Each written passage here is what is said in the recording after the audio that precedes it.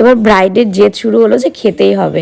আমরা অনেকবার মানা করলাম কিন্তু ও দিয়েই ছাড়বে মোমো। এবার হচ্ছে সেই ব্রাইডের কথা, তোমাদের সবাইকে বলে রাখি যে যারা একটু খুঁত বের করতে এক্সপার্ট তাদেরকে বলছি যে মেকআপ আর্টিস্টদের উপর অনেকটা ট্রাস্ট রাখো।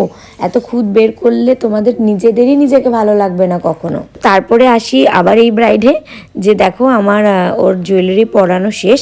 এবার আমি জিপসি আর পিচ ফুল আনতে বলেছিলাম ওদেরকে, পিচ কালারের রোজ। তো ওরা সেই মতন সব রেডি করে রেখেছে। আমি ভেবে রেখেছিলাম ওর এক সাইডটা পুরো জিপসি আর রোজ দিয়ে ভরে দেবো। তো আমার ফুল কেটে রেডি হয়ে গেছে। তো এবার ওর মাথার এক সাইডটাতে আমি এই ফুলটা সেট করব।